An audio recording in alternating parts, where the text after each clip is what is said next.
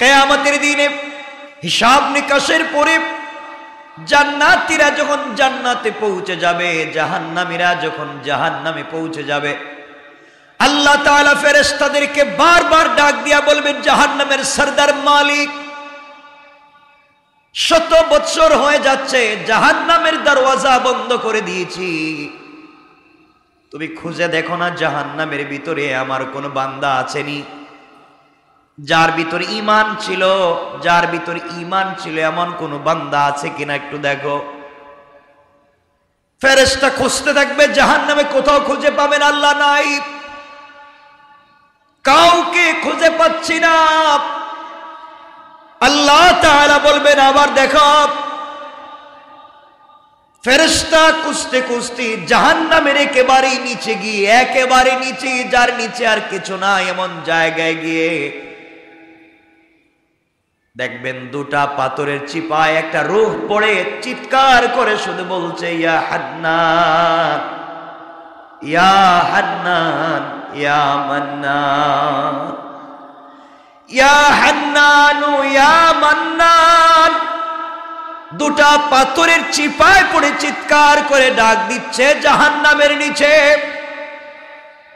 ফেরেশতা আল্লাহ তাআলাকে ডাক দিয়ে বলছেন, আল্লাহ তাআলা একটা রূহ চিৎকার করে করে ডাকছে।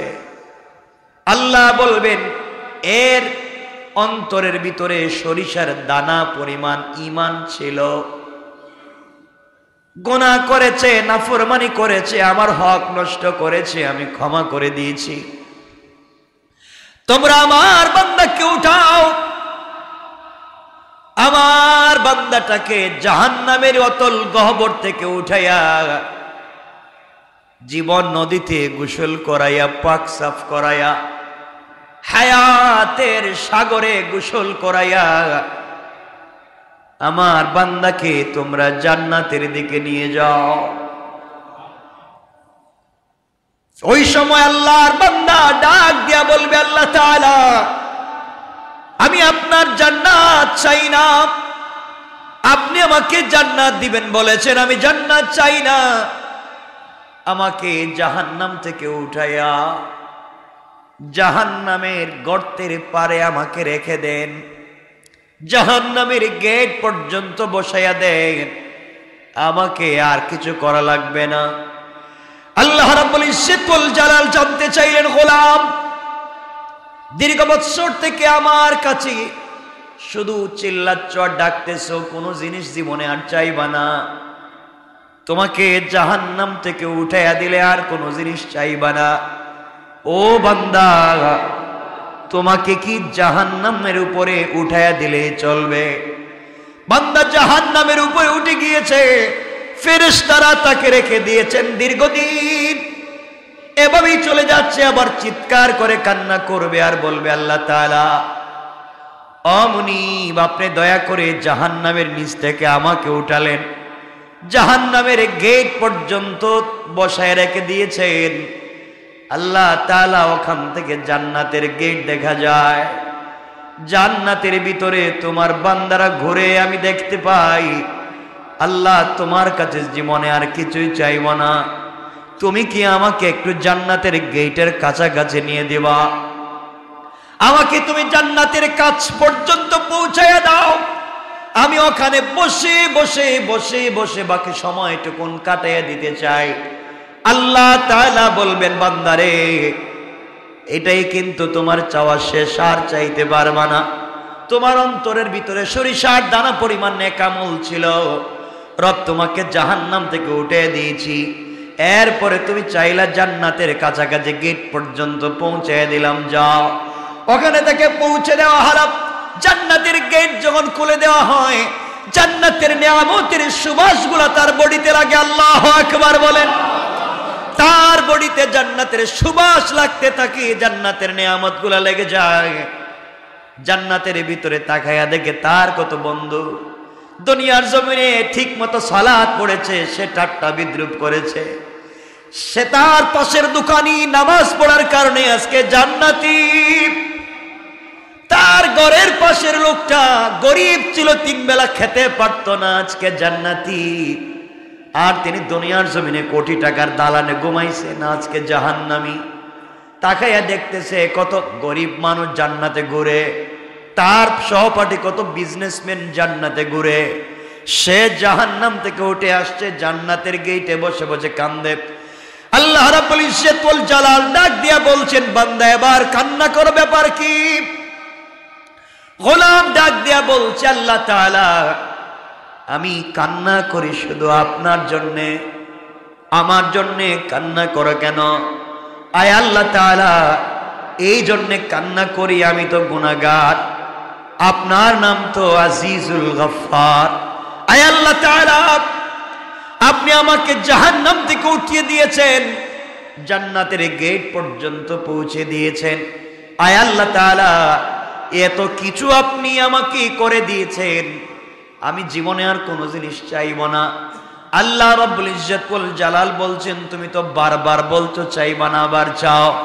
এবার বান্দা বলছে, আল্লাহ তাআলা আমি তো গোলাম, আমি তো বারবার ওয়াদা ভঙ্গ করতে পারি, আমি তো গুনাহ করতেই পারি, আমি কথা বলে কথা না রাখতে পারি, কিন্তু সৃষ্টির মধ্যে একমাত্র যিনি আমাদের রব আর পুরা দুনিয়া তার সৃষ্টি, রব কাউকে কোনো ওয়াদা দিলে সেই ওয়াদাকে ভেঙে দেয় না।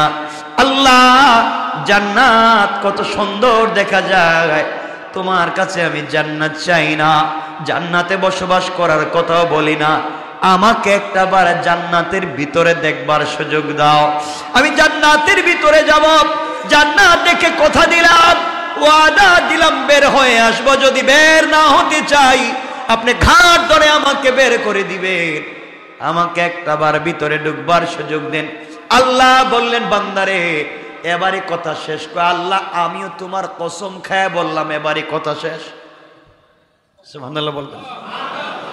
আল্লাহ বলেন এবারে কথা শেষ, আর কোন জিনিস চাইতে পারবে না, ঢুকলেই বের হওয়া লাগবে। বান্দা বলছে, আল্লাহ আমিও কথা দিলাম, এবার কথা বলা শেষ, আর কোনো দিন চাইব না। আল্লাহ তাআলা বললেন, যাও তুমি জান্নাত দেখে আসো। বান্দা জান্নাতের ভিতরে যখন প্রবেশ করেছে, দৌড়াতে শুরু করেছে, দৌড়ায়। থামেন। আল্লাহ বলেন, বান্দা থামো না কেন?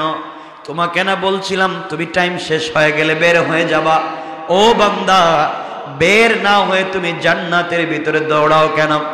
এবার বান্দা দাঁড়িয়ে গিয়েছে আর ডাক দিয়ে বলছে, আল্লাহ আপনার সঙ্গে আমি কিছু কথা বলতে চাই। আল্লাহ বললেন, কি কথা বলতে চাও বলো। আল্লাহ তাআলার কাছে বান্দা বলছে, আল্লাহ আপনার কাছে আমি জানতে চাই, আপনি যদি কাউকে কোনো জিনিস দান করেন তাহলে আপনি কি কোনোদিন ফিরিয়ে নিতে পারেন? আপনার কি কোনো জিনিসের কমতি আছে নাকি? আপনি কি এমন আল্লাহ, আপনি কি কাউকে কিছু দিলে ফিরে আনেন? দুনিয়ার মানুষ কিছু দিলে ফিরিয়ে নিতে পারে, খোটা দিতে পারে, আপনি তো এমন আল্লাহ না, কাউকে কোনো জিনিস দিলে ফিরিয়ে নিতে পারেন না। আপনি কোরআনে কারীমের ভিতরে বলেছেন, কাউকে যদি আপনি জান্নাতে প্রবেশ করান আর জীবনে বের করবেন না, আমাকে যেহেতু ঢুকাইয়া দিয়েছেন, আপনি কেমনে আমাকে বের করতে চান? তাহলে তো ওয়াদা ঠিক থাকবে না। আল্লাহ রাব্বুল ইজ্জত ওয়াল জালালের রহমতের সাগরে জোশ উঠে গিয়েছে। আল্লাহ বললেন, বান্দা তোমাকে বের করতে চাই না, তুমি বলো কেমন জান্নাত চাও, যেই জান্নাত চোখে দেখা যায় তার চাইতে 10 গুণ বড় জান্নাত তোমাকে দিতে চাই। আমি বুঝাতে চাইলাম, দুনিয়ার জমিনে আপনি যত অন্যায় করেন না, ফরমানি করেন, রব চাইলে ক্ষমা করে দিয়ে জান্নাত দিতে পারে। কিন্তু আল্লাহ বলেছেন, বান্দা দুইটা গুনাহ যদি কোনোভাবে করো আমি ক্ষমা করব না।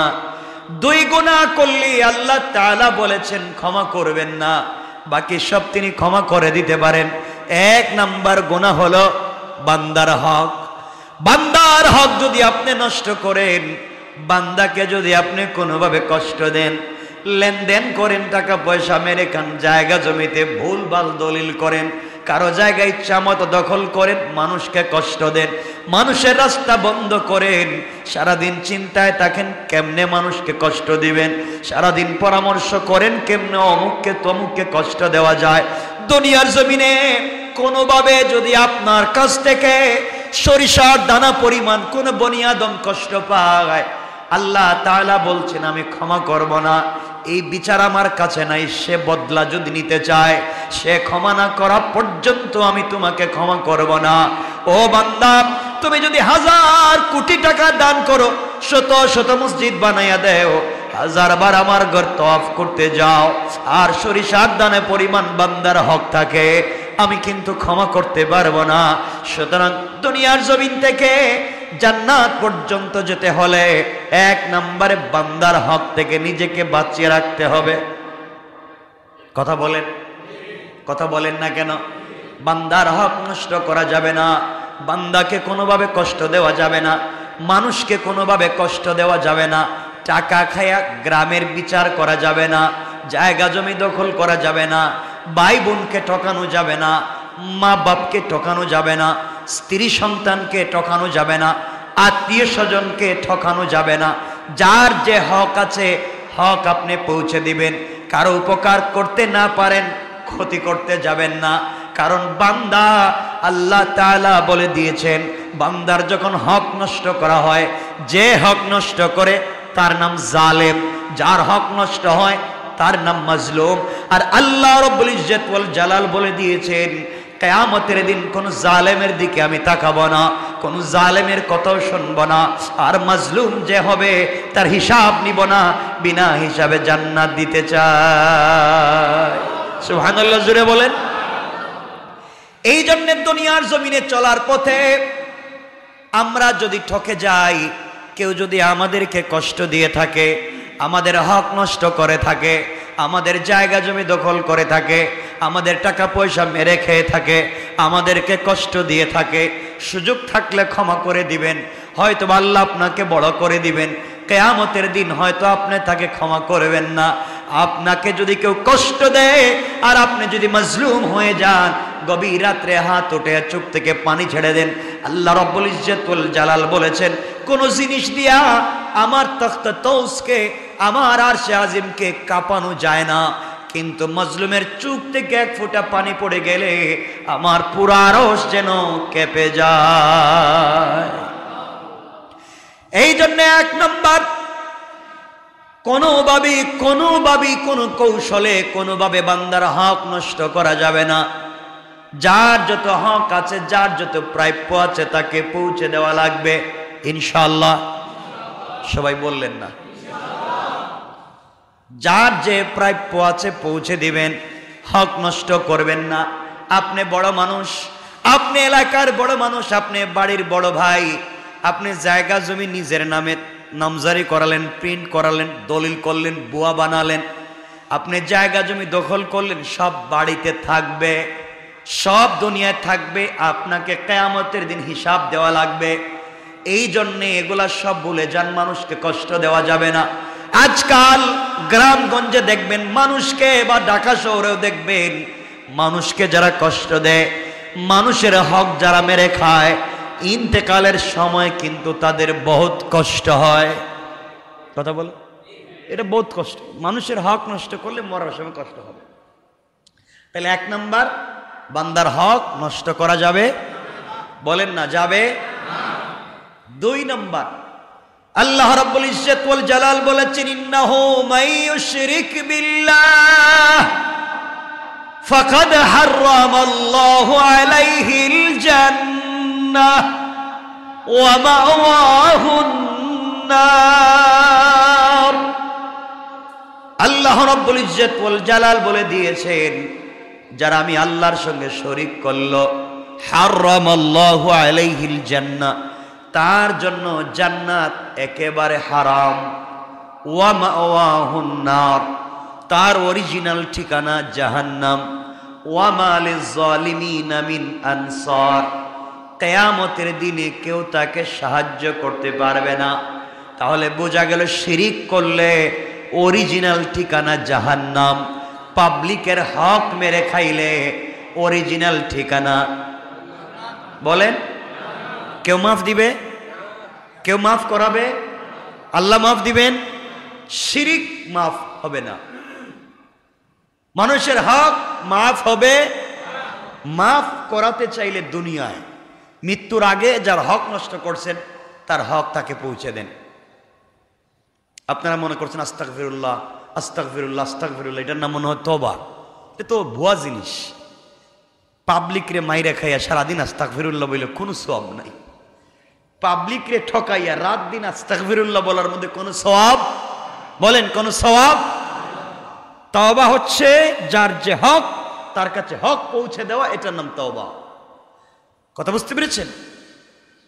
এজন্য যারা কলেজে পড়েন, ইউনিভার্সিটিতে পড়েন, আপনি ইউনিভার্সিটির কাছাকাছি কত ক্যান্টিন আছে, আপনি কত সিঙ্গারা সমোসা খাইছেন, কত রং চা খাইছেন। আঙ্কেল বিল দিমুনে, এই যে দিমুনে বলছিলেন আর নাই, হয় না এগুলা? আমরাও তো পড়ে আসছি। বিকালে নাস্তার টাইমে চা খাইছেন দিমুনে, আগামী মাসে আব্বা টাকা পাঠাইলে কই? হয়তো আপনি এখান থেকে চলে গিয়েছেন, অন্য জায়গায় চাকরি নিয়েছেন, আপনি সব ভুলে গিয়েছেন, হয় না এগুলা? আপনি এখানে একটা বাসা ভাড়া নিয়েছেন, এক মুদি দোকান থেকে আপনি হয়তো কোনো জিনিস 2, 4, 5, 10, 20 টাকা নিয়েছেন, ভুলে গিয়েছেন।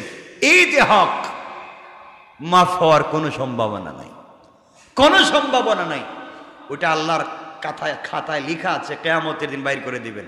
বলবেন ইকরা কিতাবাকা, পড়ো তোমার এই কিতাব, কাফা বিনাফসিকাল ইয়াওমা আলাইকা হাসিবা। যা করে আসছিলা পিছনে, এই যে দিলাম, পড়ে পড়ে দেখো ঠিক আছে নি। এখন ওই সিঙ্গারা সমোসার হিসাব দেওয়া লাগবে। এজন্যে আমরা এগুলো দেখবো। আমরা চাকরির সুবাদে বিভিন্ন জায়গায় বসি, আমরা ঋণ করি, আমরা টাকা পয়সা দোকান থেকে কিছু খাই, হয়তো টাকা দেই না। এরপরে দেখবেন রিক্সাওয়ালারে আমরা ভাঙতি দেওয়ার সময়, ভাই এই টাকাটা নেন, 2 টাকা ভাঙতি নেই, অন্য দিন। আচ্ছা, অন্য দিন কি রিক্সাওয়ালারে পাওয়ার সম্ভাবনা আছে? তো বলেন তো, আপনারা তো বলেনি যে অন্য দিন যদি দিমুনে বাড়াইয়া, বলেন না কথাগুলো অনেকে?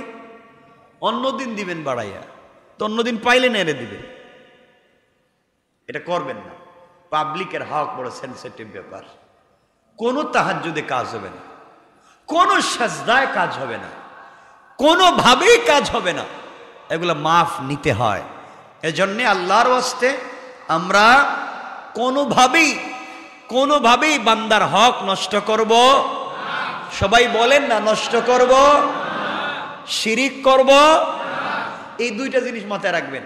আল্লাহ রসুল বলছেন, তোমরা আমাকে 2 জিনিসের গ্যারান্টি দাও। এই হাদিসে আল্লাহ রসুল বলছেন, তোমরা আমাকে 2 জিনিসের গ্যারান্টি দাও। একটা হচ্ছে বান্দার হক মেরে খাবা না, আল্লাহর সঙ্গে শিরিক করবা না, আমি তোমাদেরকে জান্নাতের গ্যারান্টি দিলাম। অন্য হাদিসে বলেছেন, তোমরা তোমাদের মুখকে হেফাজত করো, লজ্জাস্থানের হেফাজত করো, আমি তোমাদেরকে জান্নাতের গ্যারান্টি দিলাম। তে আমরা এখানে শুধু আমি এতটুকুন বলছি, আমরা বান্দার হক নষ্ট করব না, আর কথা বলেন না, শিরিক বুঝেন তো? আল্লাহর সাথে শরীক করা, অংশীদার বানানো, মত মনে করা, আমরা এগুলো করবো না। দোকান না খুললে পেট চলবে না, ছেলে বিদেশ থেকে টাকা না পাঠালে আমার চলবে না। ছেলে যখন বিদেশে ছিল না, চলতো না আপনার? কথা বলেন না কেন? দোকান যখন বন্ধ ছিল, চলে নাই আপনার? এই ছোটখাটো কথাও শিরিক হয়ে যায়। মানে রাখবেন, এগুলার থেকেও আমাকে বাঁচতে হবে। শিরিক ফি জাত, শিরিক ফি সিফাত, শিরিক ফিল আমল। আমলি শিরিক থেকে বাঁচতে হবে, জাতি শিরিক থেকে বাঁচতে হবে, সিফাতে শিরিক থেকে বাঁচতে হবে ইনশাআল্লাহ। কয় জিনিস? আজকের পুরো আলোচনা থেকে আমরা বাঁচবো কয় জিনিস থেকে? 1, বান্দার নষ্ট করা যাবে। 2, শিরিক করা যাবে না। আপনি নামাজ পড়েননি, আল্লাহর কাছে জবাব দিবেন। রোজা রাখেননি, আল্লাহর কাছে জবাব দিবেন। হজ করেননি, আল্লাহর কাছে জবাব দিবেন। আল্লাহ চাইলে ক্ষমা তো করে দিতে পারেন। একজন রোজা রাখে নাই, হজ করে নাই, যাকাত দেয় নাই, কুরবানি করে নাই, কিচ্ছু করে নাই, কিন্তু মরার আগে হয়তো এমন ছোট 1 সেকেন্ডের কোন একটা আমল করছে, আল্লাহর কাছে এটা ভাল লাগছে। এই আমলটুকু আল্লাহর কাছে ভাল লাগছে, আল্লাহ তার জিন্দগির পুরা আমল নামার গুনাহকে মিটাইয়া দিবেন। ইল্লা শিরিক করলে ওটা থাকবে, ওটা মিটবে না। পাবলিকের হক নষ্ট করলে ওটা থাকবে, ওটা মিটবে না। এজন্য আমরা এই 2 জিনিস থেকে নিজেকে বাঁচাবো। সবাই বলেন ইনশাআল্লাহ। আল্লাহ আমাদের কবুল করো, আমিন। হযরত নূহ আলাইহিস সালাম আল্লাহর কাছে বলতে চাইলেন, আল্লাহ আমিও তোমার কাছে চাই, আমার উম্মতেরা যারা এত কিছু করবার পরে এত ভালোবাসা, এত দোয়া, এত নসিহত, এত উত্তম ব্যবহার, এত দিন তাদেরকে এতদিন ওয়াজ নসিহত এত কিছুর পরেও ভালো লাইনে আসে নাই, এরপরে আমারে খুঁচায়, মাফ করে দিলাম, আপনারে গালি দে, আপনারে মারতে চায়, আপনার বিরুদ্ধে যুদ্ধ করতে চায়, রাত দিন শিরিক করে একজন আর একজনকে ঠকায়, তাদের কাছে শিরিকও আছে, বান্দার হক নষ্ট করার জিনিস আছে। আল্লাহ এই দুই জিনিস দিয়ে তারা ভরে গিয়েছে, এদেরকে তুমি দুনিয়ার জমিনে রেহাই দিবেন? কে দোয়া করছেন?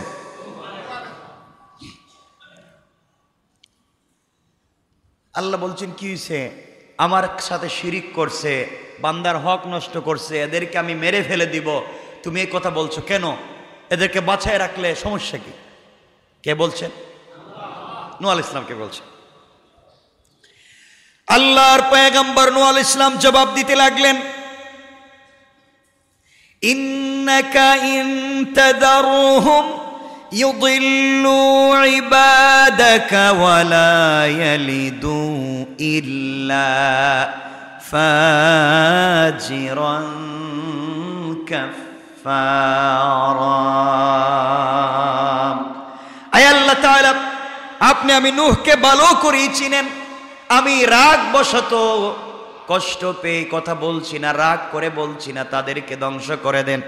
আমি তাদের কার্যকলাপের ভিত্তিতে, কাজকর্মের ভিত্তিতে বুঝতে পারতেছি, আপনি যদি তাদেরকে রেহাই দেন, আপনি যদি তাদেরকে দুনিয়ার জমিনে বাঁচায় রাখেন, তারা আপনার বান্দাদেরকে পথভ্রষ্ট করবে এবং জন্ম দিতে থাকবে দুনিয়ার জমিনে শুধু কাফের আর পাপিষ্ঠ। নাউজুবিল্লাহ। আয় আল্লাহ তাআলা, এরা শিরিক করে, এরা বান্দার হক নষ্ট করে, জীবন্ত সন্তানকে পুড়িয়ে মারে, বাবা ছেলের হক মারে, মা মেয়ের হক মারে, ভাই ভাইয়ের হক মারে, নারীরা সব চরিত্রহীন হচ্ছে, পুরুষেরা নির্লজ্জ হয়ে যাচ্ছে। আয় আল্লাহ তাআলা, এই সমাজ এদেরকে বাঁচিয়ে লাভ নাই, এরা আপনার জমিনে থাকে, আপনার দেওয়া জিনিসপত্র খায়, এরপরেও আপনার শুকর আদায় করে না, একমাত্র আপনার ইবাদত করে না। আমি বলছি এদেরকে এই জন্য ধ্বংস করে দেন, এরা বেঁচে থাকলে যারা ভালো মানুষ আছে তাদেরকেও পথভ্রষ্ট করবে, এদেরকেও ধ্বংস করবে, এবং ওরা যাদেরকে দুনিয়ার জমিনে জন্ম দিবে তারা হবে সকলগুলা পাপাচারী, সমাজ পাপাচারে নষ্ট হয়ে যাবে। আপনার সৃষ্টি সমাজ নষ্ট করতে চাই না, এই জন্যই খারাপ লোকগুলাকে ধ্বংস করে দেয়। তাহলে মানুষ যদি খারাপ হয় তাহলে জন্ম দেয় খারাপ। কথা বলে না কেন? এখান থেকে বুঝতে পারলাম নূহ আলাইহিস সালাম আল্লাহর কাছে বলছেন, আল্লাহ এরা তো খারাপ লোক, এরাও জন্ম দিবে খারাপ লোক, তাহলে সমাজে খারাপ লোকের বসবাস বেড়ে যাবে, এই জন্য আপনি এদেরকে ধ্বংস করে দেন। কি করে দেন? এখন আমাদের সমাজে খারাপ লোক নাই, একবারই নাই, খারাপ লোকের অভাব নাই। এই জমিন কেমনে যে আছে একমাত্র আল্লাহ জানেন, কেমনে জমিন টিকিয়ে রেখেছেন একমাত্র আল্লাহ জানেন। সুতরাং আমরা যারা আছি, আমরা আল্লাহর ওয়াস্তে খারাপ কাজ করব না, বলেন না ইনশাআল্লাহ।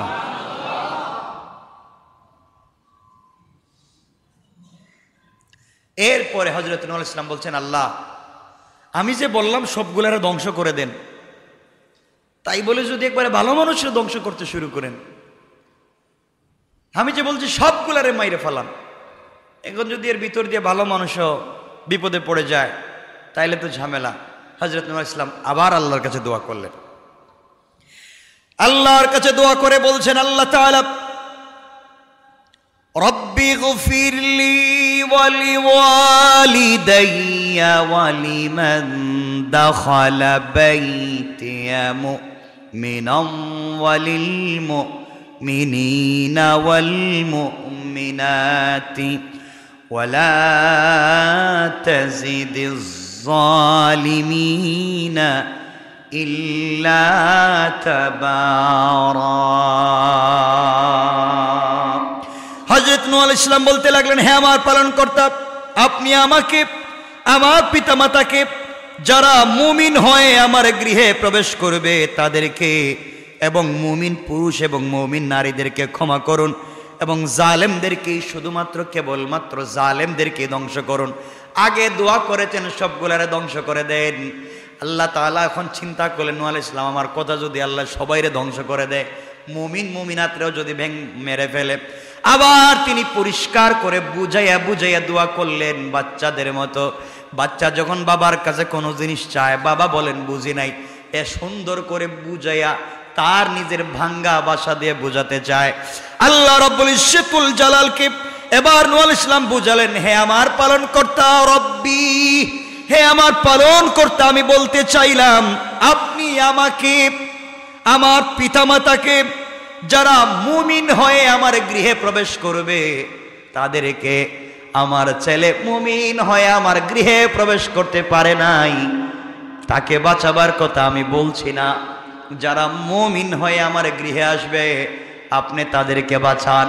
এখান থেকে নূহ আলাইহিস সালাম বুঝাতে চাইলেন ঘরের ভিতরে যারা মুমিন থাকবে না, নিজের ঘরে বসবাস করবে, নিজের প্লেটে খাইবে, নিজের টেবিলে খাইবে, এক ঘরে ঘুমাবে, এক বিছানায় থাকবে, কিন্তু মুমিন হবে না, নূহ আলাইহিস সালাম তাদের পক্ষে আছেন। তাহলে বুঝাতে চাইলেন আল্লাহ তাআলা, ওয়ালিমান দাখালা বাইতিয়া মুমিনা, যারা আমার ঘরে মুমিন হয়ে প্রবেশ করবে তাদেরকে বাঁচান।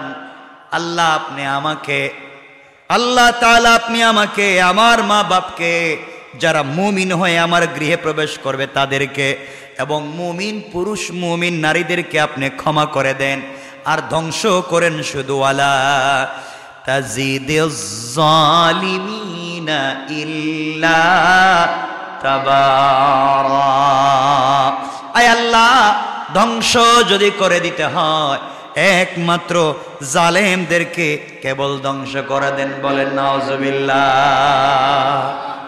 তাহলে আমরা আলোচনার শুরুতে বলছিলাম যদি কেউ জালেম হয়ে যায় আল্লাহ বলছেন তাদের সাথে কোনো সম্পর্ক কিয়ামতের দিন নাই। নূহ আলাইহিস সালাম এখানে দোয়া করতেছেন, আল্লাহ ধ্বংসই যদি করতে হয় সব জালেমরে ধ্বংস করো।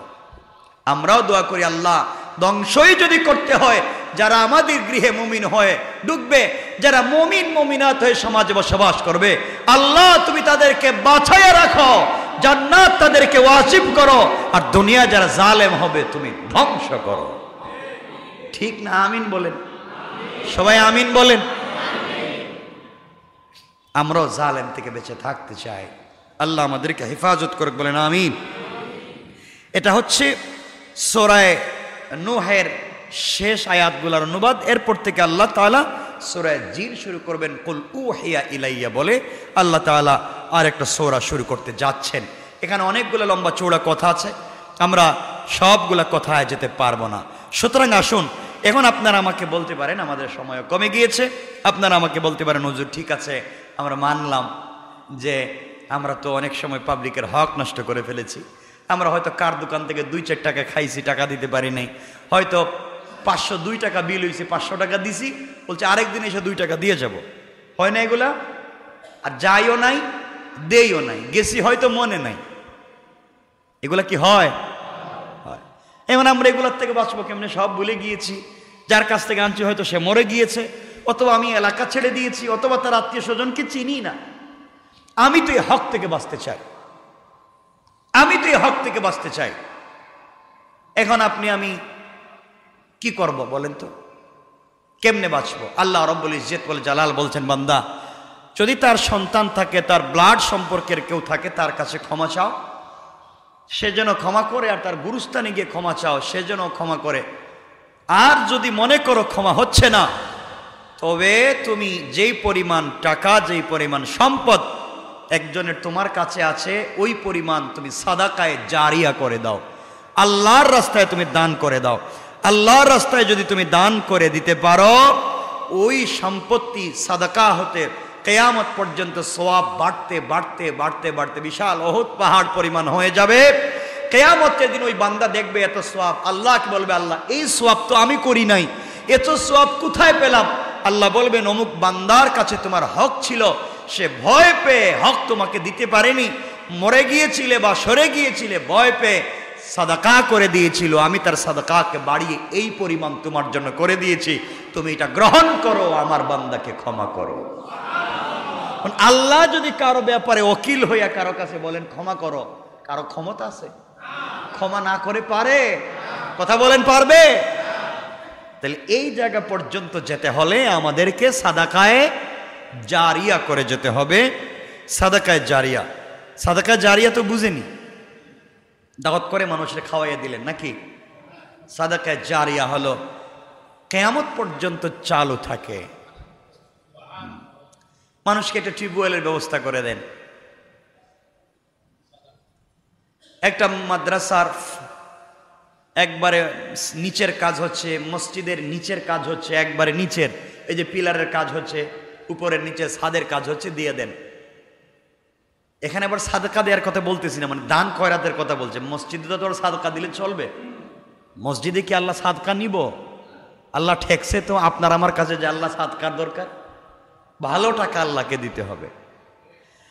মাদ্রাসায় আপনি সাদাকাত টাকা দান করে দিলেন, মাদ্রাসায় নিচের কাজ হচ্ছে, একটা টিউবওয়েলের কাজ হচ্ছে, অথবা কোনো মাদ্রাসায় হাদিসের কিতাব বুখারী, মুসলিম, তিরমিজি দিয়ে দিলেন।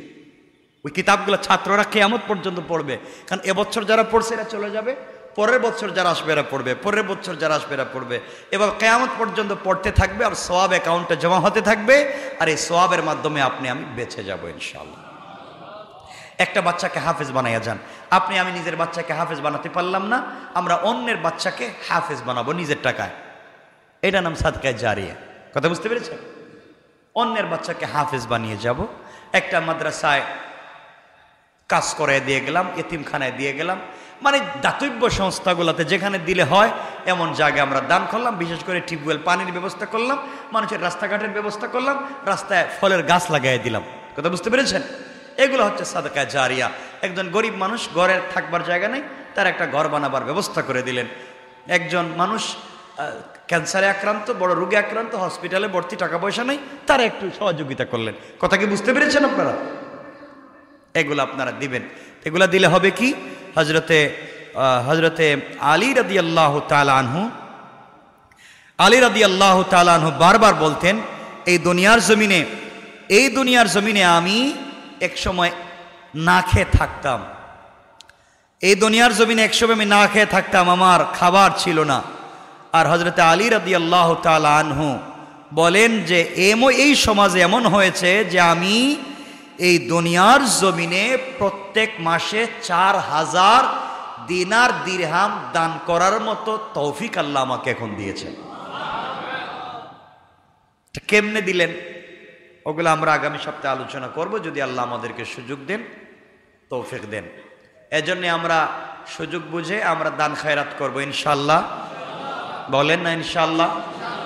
যে যেভাবে পারেন দান খয়রাত করবেন, সাদাকা করবেন, নিজেকে বাঁচাবার চেষ্টা করবেন। কারণ ভুল তো মানুষের হয়, কখন কার হক কোন দিকে কেমনে চলে আসছে বলতে পারেন না। আর জানাশোনা থাকলে মানুষের হক মানুষকে দিয়ে দিবেন, আর বেশি বেশি করে তওবা করবেন, ইস্তেগফার করবেন, শিরিক থেকে বাঁচবার চেষ্টা করবেন। আল্লাহ তাআলা আমাদের সবাইকে কবুল করুক। সবাই বলেন আমিন।